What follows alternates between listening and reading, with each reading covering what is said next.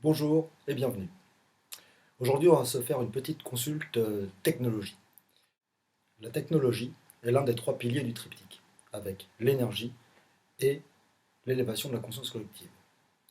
Je vous encourage vivement à regarder la vidéo Consulte énergie, sur laquelle j'ai pas grand-chose de plus à rajouter, si ce n'est que j'ai appris récemment la construction en France de deux énormes usines qui vont permettre de construire des réservoirs à hydrogène comprimé à 700 bars, ce qui, une fois de plus, résout l'un des problèmes liés à l'usage de l'hydrogène, qui est celui de son stockage. Alors, la technologie. La technologie est l'un des trois piliers du triptyque, c'est-à-dire l'un des trois problèmes majeurs à résoudre par l'humanité au sein de ce nouveau paradigme, c'est-à-dire de cette nouvelle vision du monde. Le nouveau paradigme, rappelons-le, l'être humain et l'humanité vivent sur une petite planète isolée au sein du système solaire. Le système solaire appartient à la Voie lactée, qui est notre galaxie et qui est faite de plusieurs centaines de milliards d'étoiles, elle-même entourée de plusieurs centaines de milliards de galaxies. L'étoile la plus proche de notre Soleil s'appelle Alpha du Centaure, elle est située à 4,5 années-lumière, donc c'est déjà extrêmement loin. On a pu mettre en évidence au cours de ces 20 dernières années l'existence de plus de 3000 exoplanètes, ce qui laisse penser que le chiffre total de planètes existant rien qu'au sein de nos galaxies se chiffre à plusieurs milliards. Ce chiffre faramineux laisse penser que la vie existe probablement ailleurs. La question est de savoir si certaines vies extraterrestres disposent d'une technologie capable de leur permettre de nous rendre visite sur Terre. C'est pour ça que j'ai dessiné ici une petite soucoupe volante qui se balade à proximité de la Terre. Sur notre planète, la Terre, l'humanité doit comprendre qu'il faut, avant toute chose, protéger la Terre et la vie. Que l'on doit se donner pour objectif de vivre ensemble, nous, et quand je dis ensemble, c'est nous et l'ensemble du vivant, dans les meilleures conditions possibles. Pour cela, nous avons trois problèmes majeurs à résoudre, que j'appelle le triptyque. Alors, le problème numéro 1 est l'énergie, propre, illimitée, gratuite et pour tous. Le problème numéro 2, c'est la technologie qui doit nous permettre l'automatisation des tâches, le voyage spatial et la sécurité. Et enfin, le troisième pilier est la conscience collective qui doit être placée au-dessus de la conscience individuelle. En introduction de cette vidéo sur l'énergie que j'avais en tête depuis un petit moment, j'observe qu'il est toujours intéressant de noter l'actualité dans laquelle elle s'inscrit et j'y vois une synchronicité. Première actu. Le 26 juillet 2023, date historique pour tous ceux qui s'intéressent au sujet OVNI comme moi, ont été auditionnés devant le Congrès américain David Grush, ancien agent de renseignement de la CIA responsable du domaine espace, qui se présente comme un lanceur d'alerte sur le sujet OVNI, ainsi que David Fravor et Ryan Graves, qui sont deux anciens pilotes de chasse de la Navy et pour le coup témoins directs d'observation d'OVNI. Deuxième actu très intéressante, le 24 septembre 2023, après un voyage de 7 ans, ce fut le retour de la mission Osiris-Rex qui a permis pour la première fois de l'histoire de ramener un échantillon, alors certes léger, de 250 grammes, mais un échantillon d'astéroïdes sur Terre. Troisième actu, une étude du CNRS publiée tout récemment a permis de mettre en évidence la plus grosse éruption solaire de tous les temps, qui aurait eu lieu il y a environ 14 300 ans. Notant que si cette éruption avait lieu de nos jours, les conséquences c'est catastrophique pour les systèmes électroniques, les systèmes informatiques, y compris pour les satellites. Et enfin, ce mois-ci, la chaîne internet Thinkerview a diffusé deux interviews traitant du sujet de l'IA, celle de Laurent Alexandre suite à la sortie de son dernier livre qui s'appelle La guerre des intelligences, et celle de Eric Sadin, philosophe et également spécialiste de l'IA, suite à la sortie de son dernier livre qui s'intitule La vie spectrale. Eric Sadin d'ailleurs souligne les risques qu'il attache au développement de l'automatisation des tâches. C'est assez marrant de noter que Ce que lui présente comme un risque, moi je le vois comme un objectif de la technologie. Mais je vais y revenir au cours de cette vidéo. Rentrons dans le vif du sujet, la technologie. J'utilise le terme technologie bien qu'il soit galvaudé. Il faut ici l'entendre au sens de l'outil. Au sens littéral, technologie veut dire étude des techniques. C'est l'étude des outils, des techniques, des savoir-faire, dans quelque domaine que ce soit. La science, l'industrie, l'art, l'artisanat, la recherche, et donc par extension, l'outil lui-même, fruit de cette étude. C'est le message que veut faire passer Stanley Kubrick dans son film 2001 Odyssée de l'espace, avec son mythique fondu enchaîné entre l'os que jette en l'air un grand singe hominidé ayant compris le rôle de l'outil, et un vaisseau spatial en direction de la Lune, des milliers d'années d'évolution plus tard. Pour des raisons de copyright, je ne peux pas vous présenter dans cette vidéo la scène du film en question, mais je me suis démerdé pour vous la reproduire à ma sauce.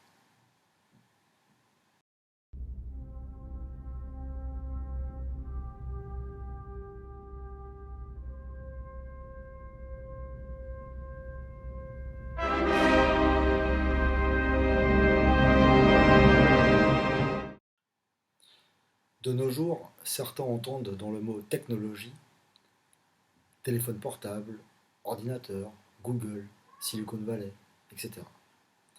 Moi, j'y entends IRM, scanner, échographie, chirurgie robotisée, biologie médicale, médicaments, prothèses de hanche en titane, laboratoire de recherche, soit autant d'outils indispensables à ma pratique de médecin et aux soins des patients.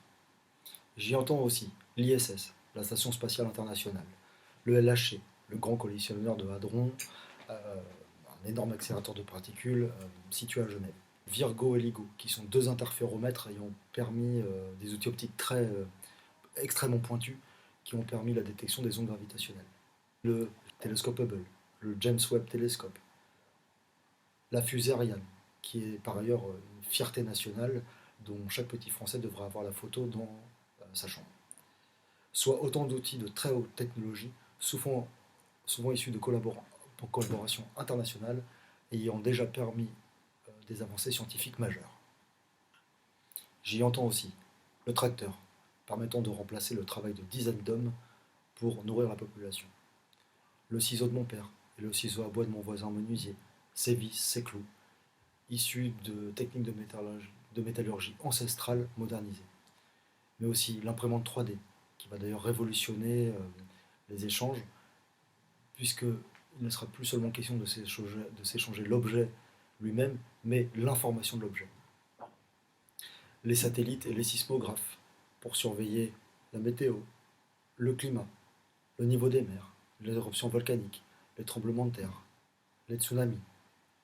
Les télescopes, pour surveiller les comètes, météorites et astéroïdes qui pourraient éventuellement nous menacer. Le sous-marin, le bateau, l'hélicoptère, notamment pour le sauvetage de victimes en haute montagne ou en mer. L'avion, pour l'acheminement de vivres en urgence à des populations victimes de catastrophes naturelles. Et même ma voiture, qui peut être critiquée quand il s'agit de la préférer au vélo quand il s'agit de circuler en ville, mais est indispensable en tant que SOS médecin pour me rendre au chevet de patients avec mon matériel. Soit autant d'outils permettant d'aider l'homme dans sa tâche, assurer ses besoins vitaux et sa sécurité, protéger la terre et le vivant, et approfondir encore et toujours sa connaissance du monde en sa lutte. Il s'agit ici de reconnaître l'intérêt majeur de la technologie et de son développement pour l'humanité, le grand intérêt collectif que représente le développement d'outils toujours plus performants pour connaître, utiliser et protéger le monde. Mais, en paraphrasant Rabelais, technologie sans conscience n'est que ruine de l'âme. Il s'agit dès lors de définir le rôle et le sens qu'une civilisation donne à sa technologie et à son développement. J'oppose comme dogme l'objectif de la technologie est l'épanouissement du vivant et l'amélioration des conditions de vie en permettant d'assurer les besoins vitaux, d'optimiser le travail humain, l'accès à l'espace et la sécurité. Si l'on ordonne ce raisonnement dans le cadre du nouveau paradigme, on peut poser qu'il faut protéger la Terre et sa biodiversité. Il faut donc favoriser le développement de toute technologie visant à protéger la Terre et la vie qui s'y développe, et, par corollaire, proscrire toute technologie qui pourrait nuire à celle-ci.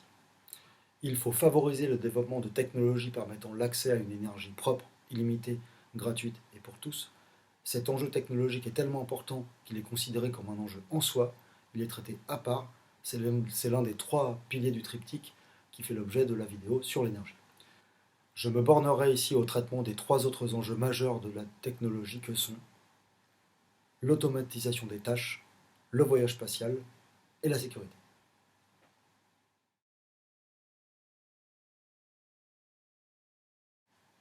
L'automatisation des tâches effectuées par l'homme de plus en plus complexes est une réalité. Dans un rapport publié en 2014, on estime que 42% des métiers présentent une forte probabilité d'automatisation, que ce soit dans les domaines intellectuels ou manuels. Et c'est sans compter sur les avancées récentes de l'IA, l'intelligence artificielle. Sam Altman, l'un des cofondateurs de ChatGPT, déclare le 26 mai 2023 lors de son audition au Congrès américain que les avancées de l'IA font craindre une suppression massive d'emplois dans de nombreux domaines. Si l'on pousse le raisonnement jusqu'au bout, il est possible que 100% des activités nécessaires à la satisfaction des besoins matériels humains soient automatisables à plus ou moins long terme. L'agriculture, la construction d'habitations, l'industrie textile, la médecine, etc. Avec l'évolution technologique, le travail ne sera donc plus nécessaire à la survie dès lors que sera résolu le problème de l'énergie. Alors, qu'est-ce que cela implique ? Il est d'intérêt collectif que la collectivité se dote d'une technologie capable de remplacer le travail humain en priorité pour les travaux pénibles et dangereux. Et plus un grand nombre de tâches seront automatisées, plus de temps libre sera laissé à l'esprit humain pour habiter et penser le monde. Conséquemment, l'automatisation des tâches s'accompagne d'une évolution majeure du modèle social du travail, car inexorablement, il n'y aura plus de travail pour tout le monde. Elle entraîne une transformation profonde de la relation travail-salaire, puisque il faut bien que chacun ait un salaire pour pouvoir se procurer les biens et services qui lui sont nécessaires et qu'il ne peut pas se produire lui-même. Or, il n'y aura pas de travail pour tous. L'homme de Karl Marx et de Jean-Paul Sartre, décrit comme un être de manque et un être au travail, appartiendra alors au passé. Le modèle de l'homme qui, souffrant d'un manque, travaille pour obtenir un salaire lui permettant d'acheter les biens et services nécessaires pour combler ce manque, n'a plus lieu d'être dès lors que suffisamment de biens et services sont produits pour combler les manques sans que tous ne soient obligés de travailler, c'est-à-dire de participer à leur production.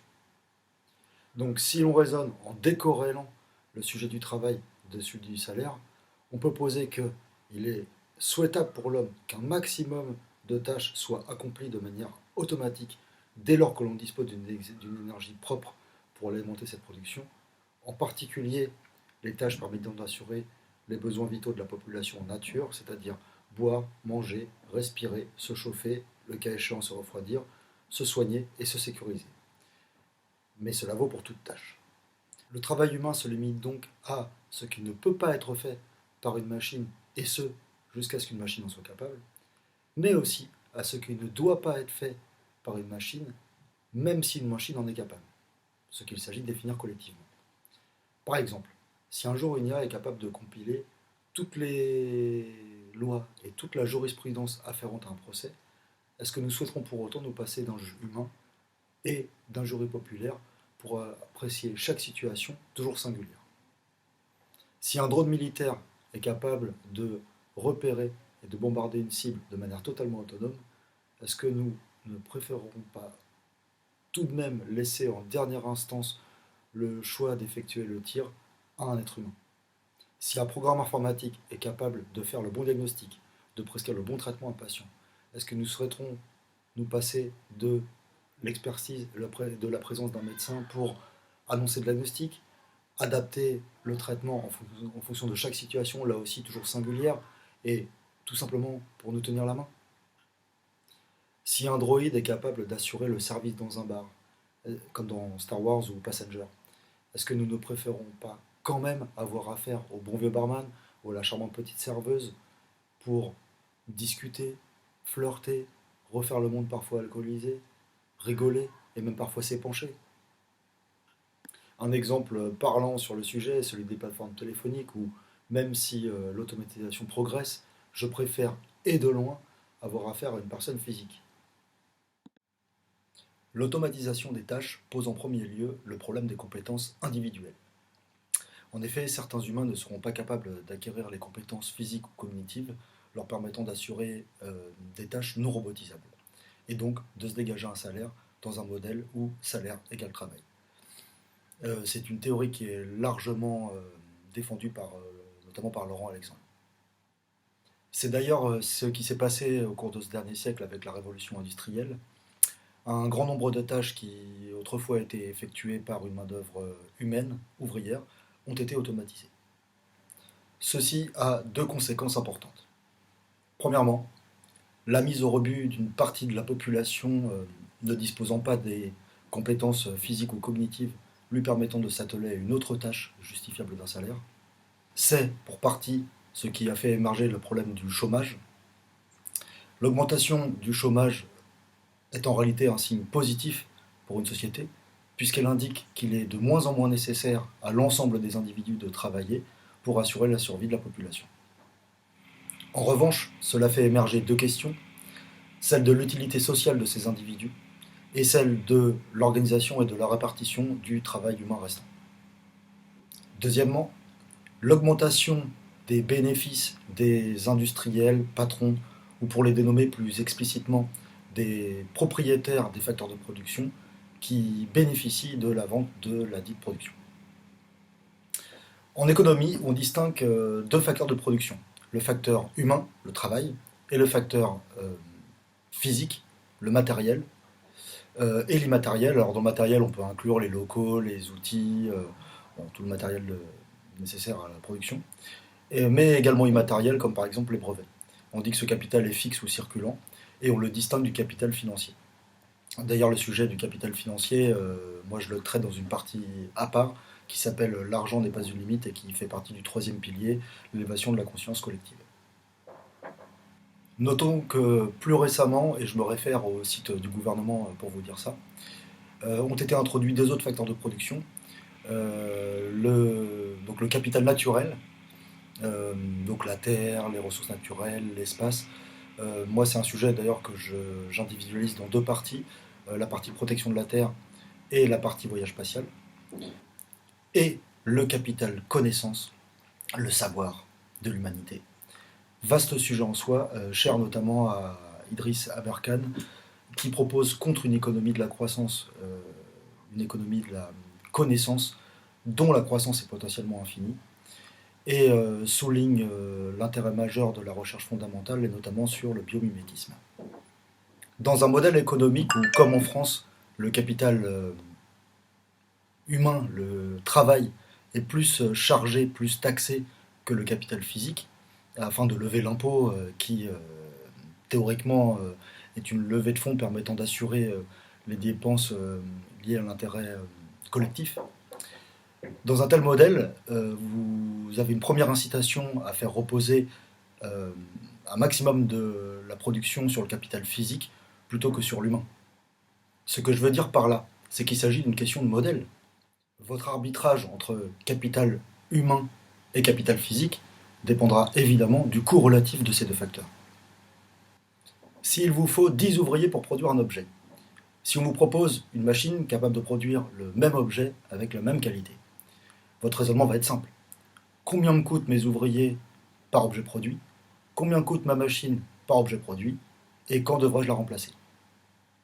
Ensuite, la question est de savoir combien je vends cet objet et combien je compte en vendre. Dans un modèle économique où votre objectif est de maximiser vos bénéfices, l'arbitrage est simple. Si mes coûts sont supérieurs à mes bénéfices, je ne produis pas. Dans le cas contraire, je produis en essayant d'augmenter au maximum ma productivité.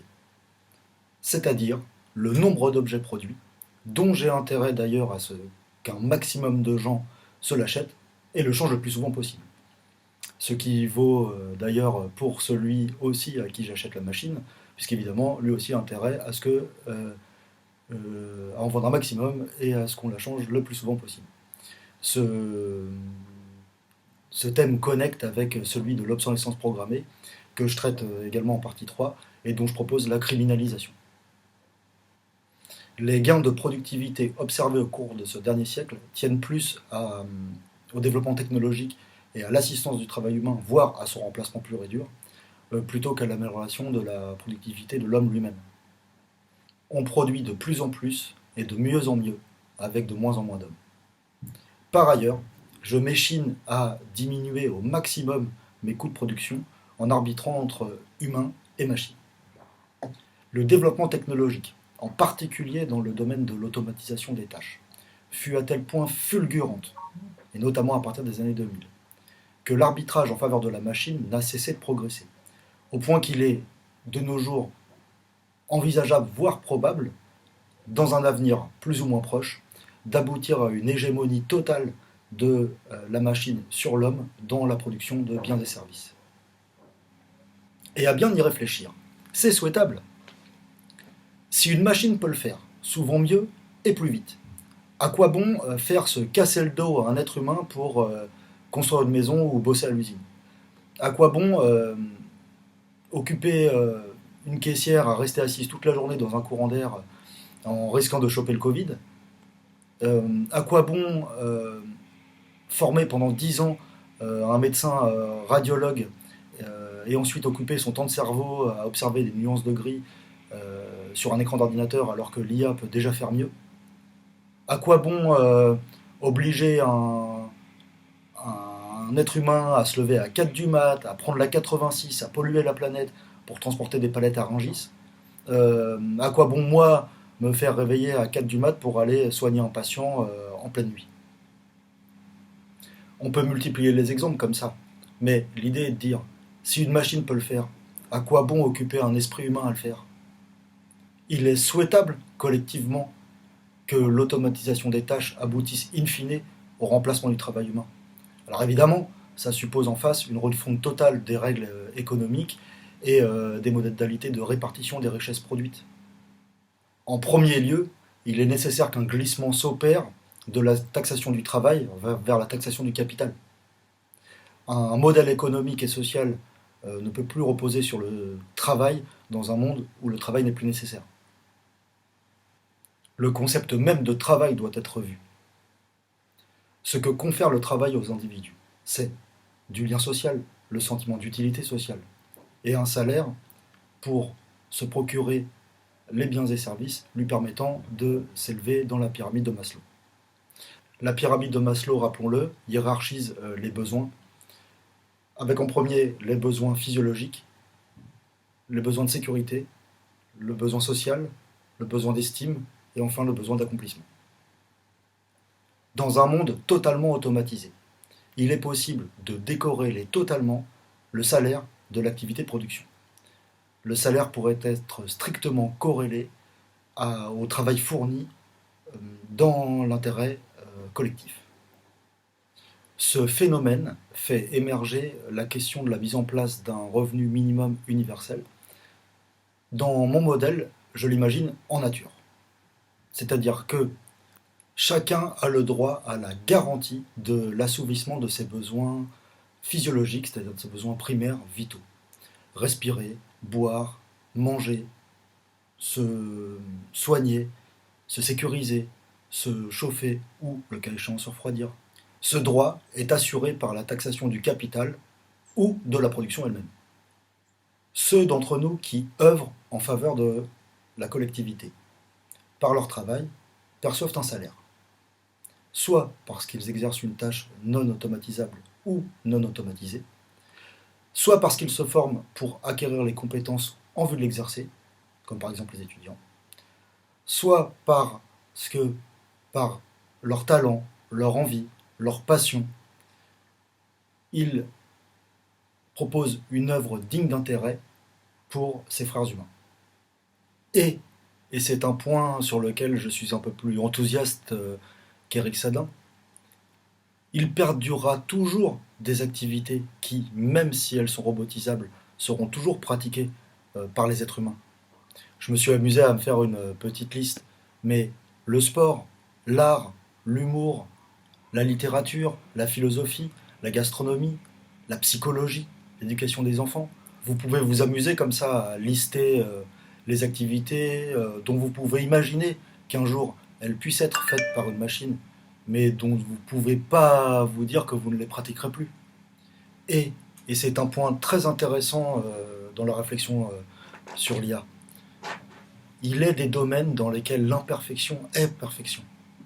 La perfectibilité de l'homme euh, dans de multiples domaines, dans l'art, dans le sport, ce côté faillible, ce côté inopiné, euh, qui amène d'ailleurs à euh, l'émergence d'une sorte de hasard ou de la coïncidence euh, ou de choses fortuites, euh, qui tout ça rentre dans un ordre plus global.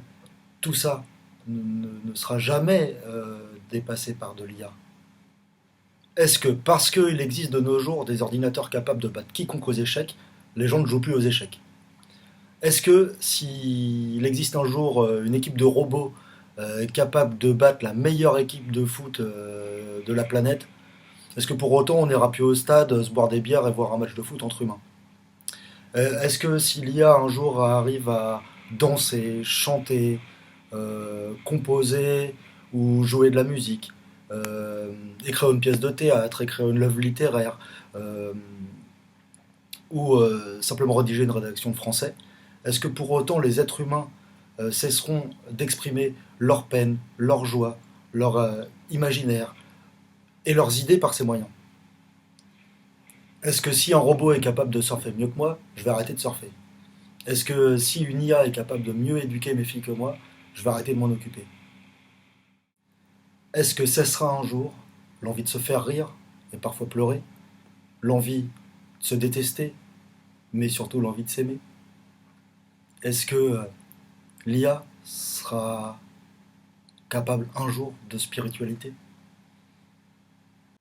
En conclusion, l'automatisation des tâches permet de libérer l'humain du travail et de le laisser se consacrer à une œuvre, de lui libérer du temps pour habiter le monde, pour l'expérimenter, le penser, le contempler, et donc de s'élever en conscience.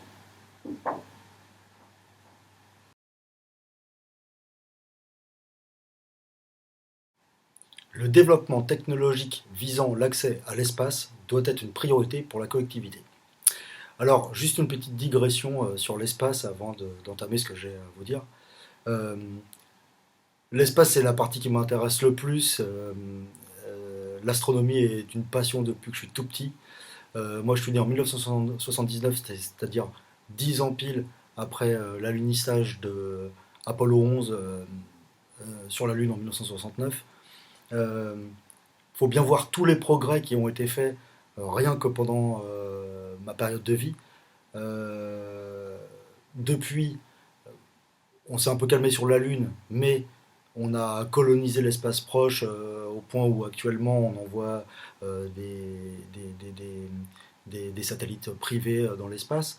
On a pu déjà envoyer des robots et des rovers automatiques pour explorer Mars. Euh, du fait du développement des télescopes, Hubble pendant très longtemps et maintenant le James Webb Telescope, notre connaissance sur l'astronomie est chaque jour plus importante.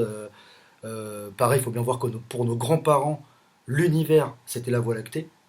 Depuis les découvertes de la galaxie la plus proche, Andromède, grâce aux travaux d'Hubble, on s'est rendu compte que l'univers, c'était bien plus que la Voie lactée, c'était des milliards de galaxies comme la Voie lactée. Ça, c'est pour nos grands-parents.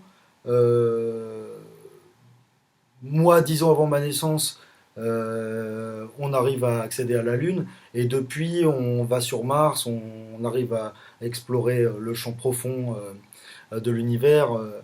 Euh, les découvertes sur l'astronomie et l'espace, rien que depuis la période de ma naissance, sont ahurissantes et passionnantes. Euh, D'autre part, autre partie importante, je le cite brièvement plus tard dans la vidéo, mais l'accès à l'espace, l'exploration de l'espace, outre de nous apporter de multiples connaissances extrêmement importantes pour l'humanité, et euh, nous émerveille chaque jour. Moi, c'est un truc que je note régulièrement, habitant Biarritz. Même en plein été, quand il y a un très beau coucher de soleil, même un coucher de soleil habituel, quotidien, et bah, même si les gens sont en train de boire des coups tranquilles dans des bars, en train de tchatcher entre potes, au moment où le soleil se couche, le, un ange passe, le temps s'arrête, tout le monde se retourne vers l'océan et prend des photos euh, pour vivre ce moment particulier. Je veux dire, un coucher de soleil dans le cœur et les yeux d'un être humain, ça vous scotche.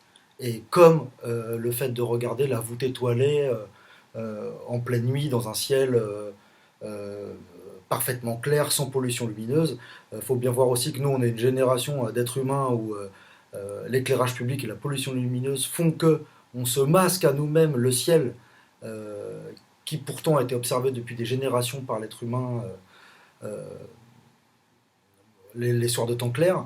Enfin voilà, bref, euh, l'espace, outre l'intérêt collectif qu'il représente et que je vais traiter ensuite, l'espace est chaque jour un émerveillement, pardon, et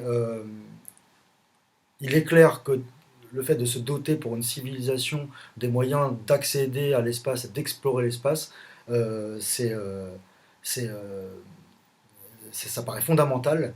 Euh,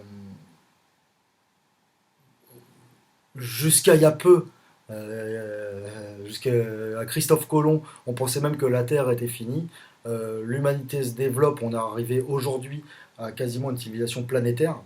Et donc, ben, il est vrai que l'espace, c'est probablement la prochaine étape euh, à franchir pour l'évolution collective. Et n'oublions pas d'insister sur tout l'aspect technique du spatial. C'est-à-dire que le spatial, c'est un ensemble de métiers, des ingénieurs, des techniciens, des astronautes, un ensemble de métiers et de connaissances passionnants qui, en collaborant, voire même à l'échelle internationale, arrivent à résoudre des problèmes extrêmement complexes qui permettent d'accéder à un environnement extrêmement hostile. Et, et cette énergie, cette réflexion, cette dépense cérébrale mise au service d'une cause commune qui est celle de l'accès à l'espace, quelque chose d'extrêmement euh, fondamental et voire exemplaire. Euh, les astronautes, à ce jour, 10 Français sont partis dans l'espace. On connaît évidemment les plus célèbres, Claude Ignoret, Jean-François Clairvoy, euh, Jean-Loup Chrétien, et puis évidemment plus récemment Thomas Pesquet, qui participe à la vulgarisation et à la médiatisation de l'espace et de l'intérêt du spatial, qui tient exactement ce genre de discours. Euh, voilà, encore une fois, ces gens sont des exemples pour l'humanité. J'aimerais voir dans les chambres de nos enfants des posters d'astronautes plutôt que de Kim Kardashian, pour n'en citer qu'une. Donc, cela étant dit, reprenons. Le voyage spatial est un enjeu majeur pour l'espèce humaine, puisque, outre l'intérêt qu'il représente pour sa sécurité, sujet que je traiterai ensuite dans la partie sécurité de la technologie, euh, il permet de résoudre le problème de la limitation des ressources sur Terre, euh, en particulier lorsqu'il s'agit du voyage spatial lointain et de l'accès à d'autres astres.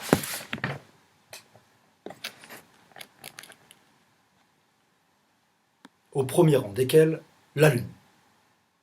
Il offre de se doter d'un capital naturel illimité, l'un des 4 facteurs de production, de l'accès à des ressources illimitées, ne serait-ce qu'au sein du système solaire, en termes de ressources naturelles et d'espace. Et là, je cite Jeff Bezos, le patron d'Amazon. Si, comme Séchine a le rappelé Jean-Marc Jancovici, il est physiquement impossible d'escompter une croissance infinie dans un monde fini, en revanche, il est possible d'escompter une croissance infinie dans un monde infini.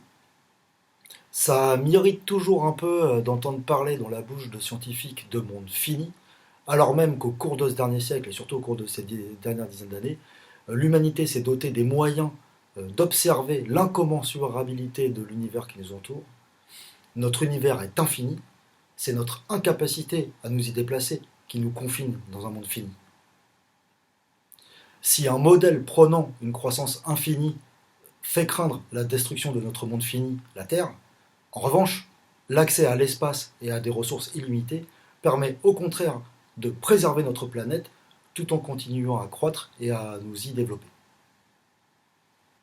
Le modèle du développement spatial doit être celui de la collaboration internationale dans l'intérêt des peuples et du vivant, comme ce qui se fait pour l'ISS, la Station spatiale internationale, ou l'Agence spatiale européenne. Et évidemment pas ce qu'on voit dans le film Elysium, où quelques milliardaires ayant acquis du capital auprès de la collectivité pourraient s'enfuir d'une terre mourante sur Mars qu'ils auraient auparavant terraformé. Il ne s'agit pas ici d'attendre de la technologie et du voyage spatial une solution miraculeuse nous permettant d'échapper à une Terre mourante, comme dans Interstellar, polluée, ayant perdu sa biodiversité, trop chaude ou devenue impropre à notre survie, mais bien au contraire, de se doter des moyens de la préserver, de la protéger et de l'habiter sans l'endommager. Le voyage spatial permet l'accès à l'espace et à des ressources illimitées. L'espace est une ressource en soi. Quand on y réfléchit, c'est même la seule solution éthiquement acceptable pour faire face au problème de l'augmentation démographique et de la surpopulation sur Terre. Le thème de la surpopulation est un terme qui a beaucoup émergé à partir des années 70. Et à juste titre, il faut bien voir que entre ma naissance, c'est-à-dire dans les années 70, on était 4,5 milliards sur cette planète, et on est maintenant 7,5 milliards en 2020, avec un quasi doublement de la population sur la période de ma vie. Et bien effectivement, si l'humanité croît à un tel rythme, même une baisse de la consommation énergétique, de la consommation des ressources, l'amélioration du taux de retour énergétique ne suffiront pas à faire face à l'augmentation démographique. La population se verra réduite de manière drastique et évidemment, on imagine bien quelles populations dans le monde seront touchées en premier.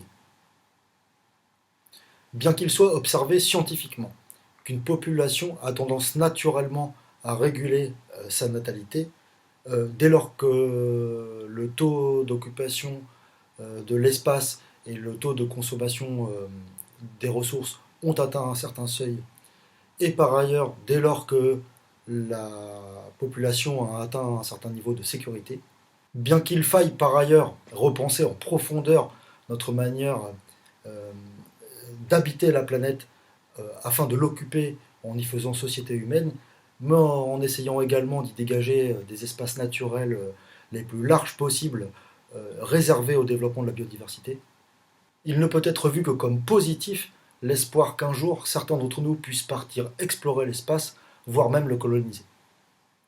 L'exploration spatiale participe évidemment à l'accroissement du quatrième facteur de production, qu'est le savoir, la connaissance de l'humanité.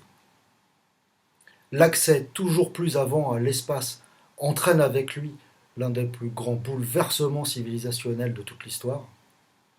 Cela ne change en rien l'impérieuse nécessité de protéger notre Terre, notre planète, notre réserve naturelle.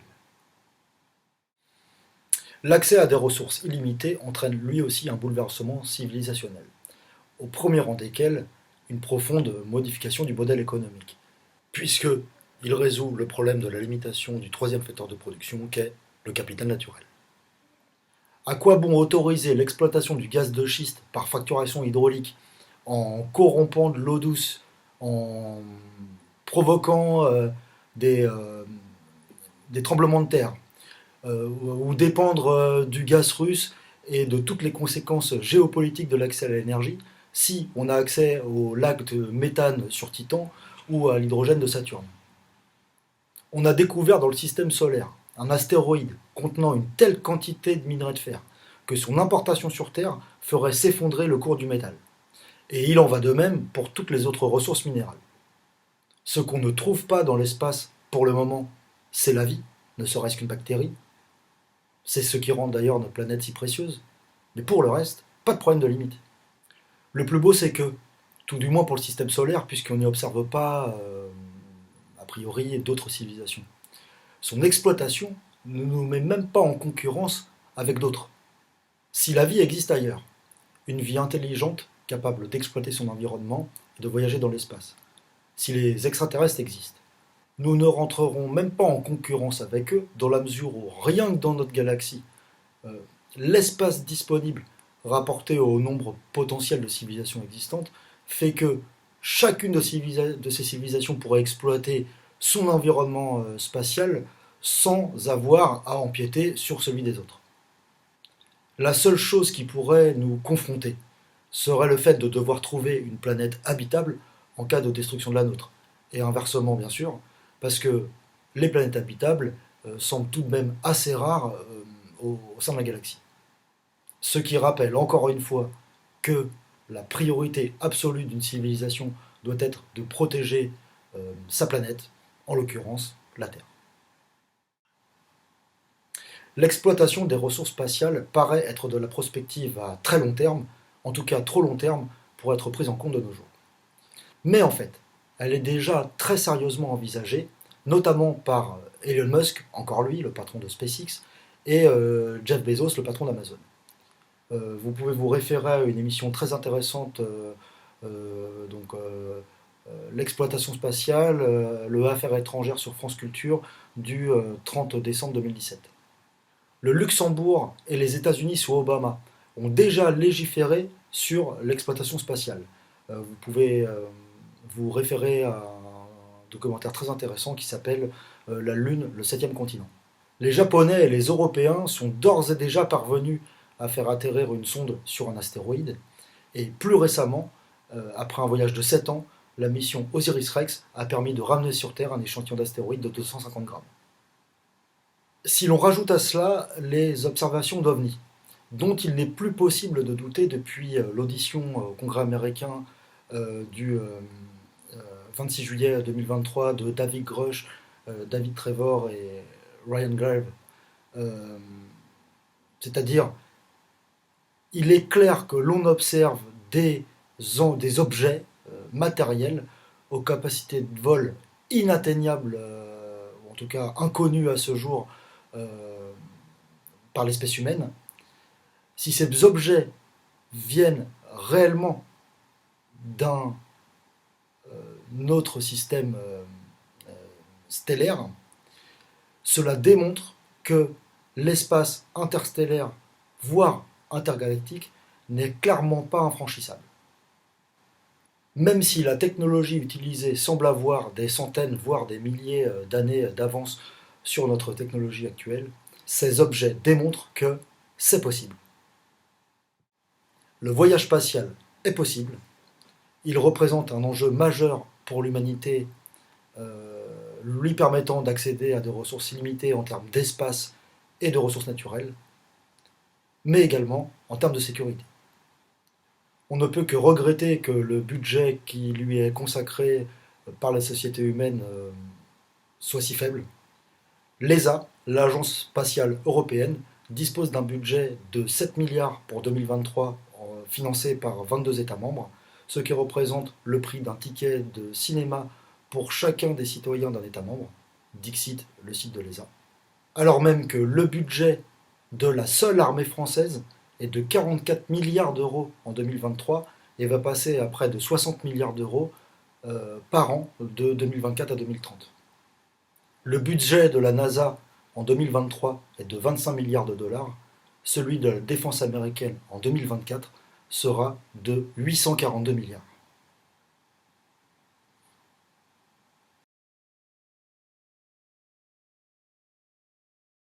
Le besoin de sécurité est le deuxième niveau de la pyramide de Maslow, après les besoins physiologiques, qui, une fois assouvis, ouvre sur le besoin social, le besoin de faire société. Il n'est pas possible de faire société quand on meurt de soif, quand on meurt de faim, quand on est malade, quand on a froid et quand on se sent menacé.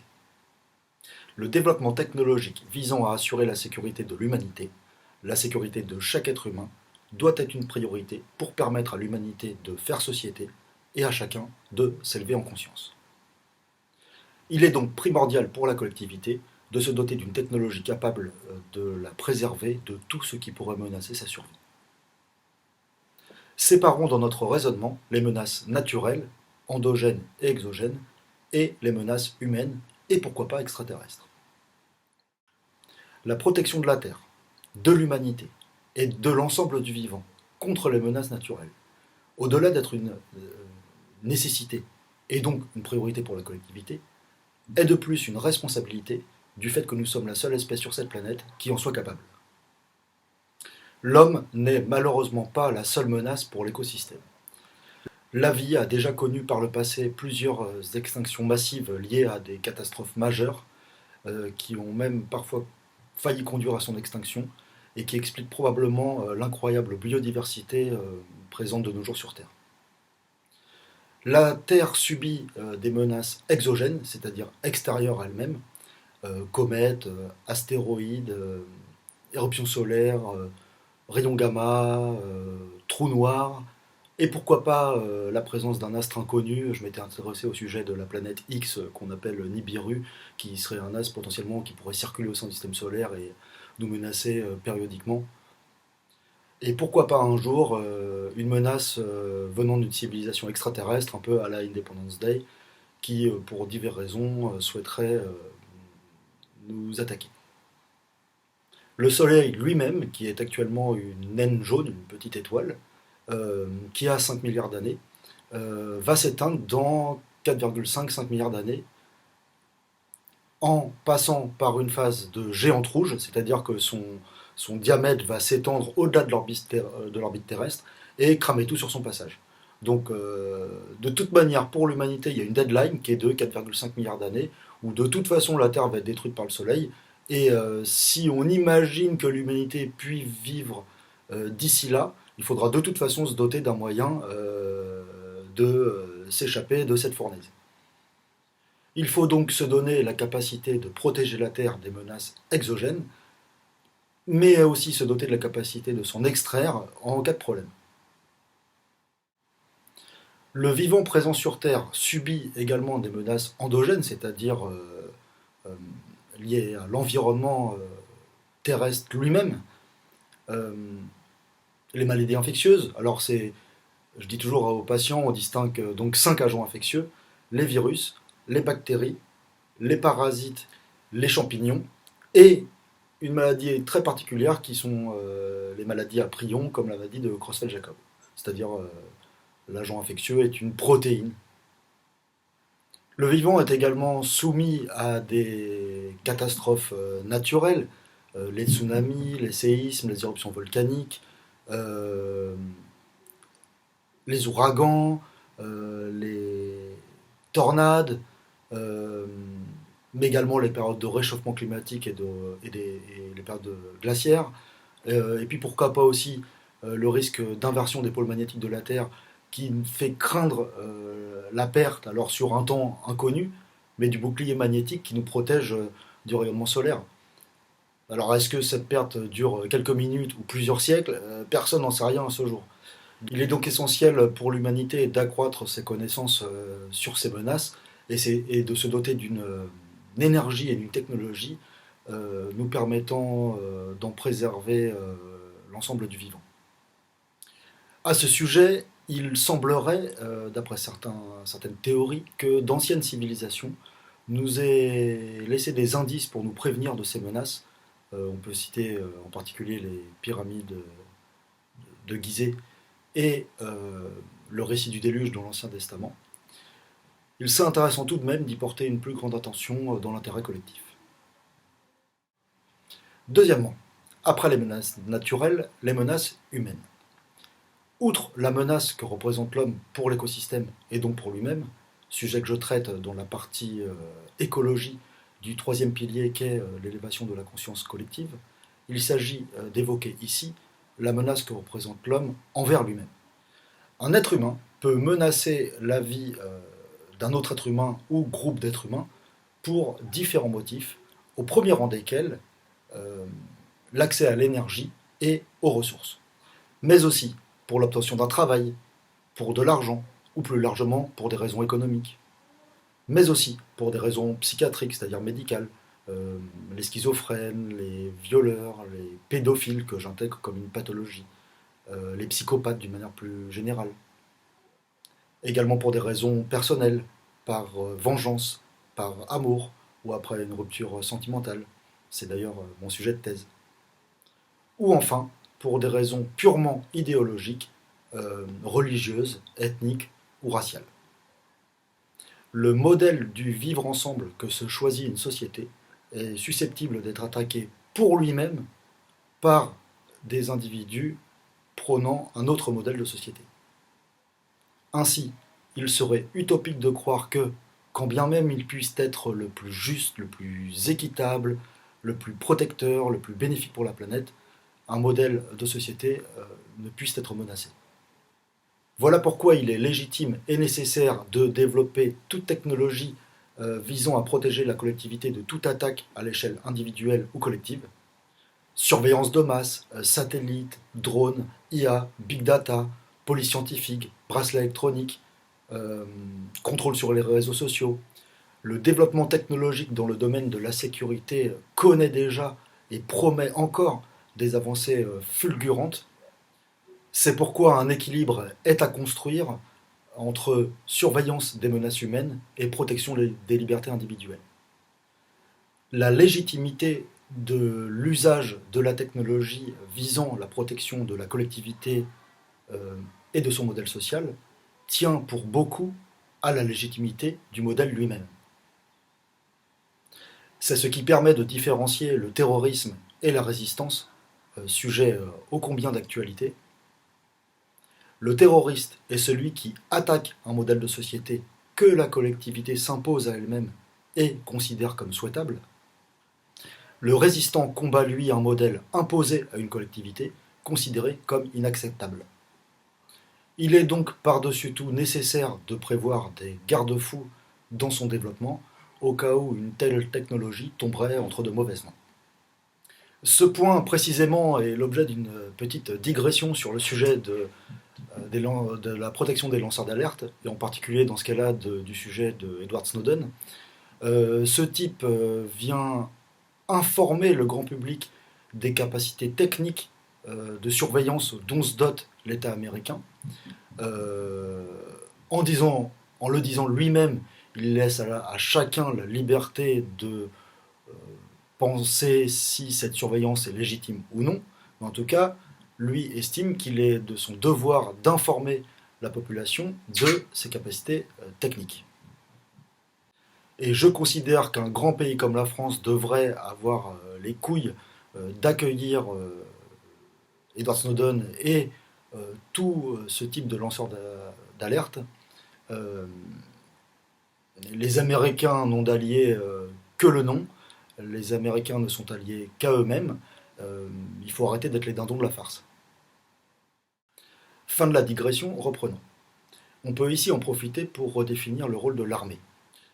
Ses capacités humaines et techniques et matérielles seraient utilisées à des fins de protection du vivant contre les catastrophes naturelles, une sorte de rôle de sécurité civile de l'armée, mais également de rôle de protection contre les menaces humaines, soit un rôle de sécurité militaire, où l'armée utiliserait sa force, comme le dit Maître Yoda, pour se défendre, jamais pour attaquer.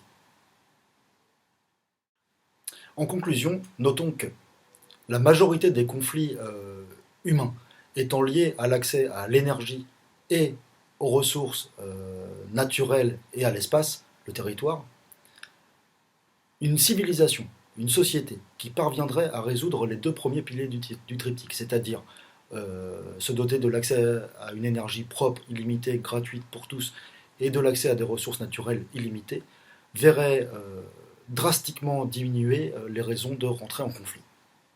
C'est l'enjeu central de ce travail sur un nouveau paradigme et la résolution du triptyque.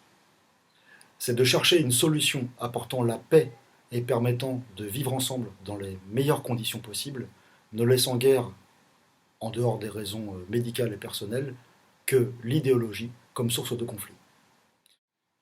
Voilà pourquoi l'élévation de la conscience collective constitue le troisième pilier du triptyque. Je vous remercie infiniment de votre attention.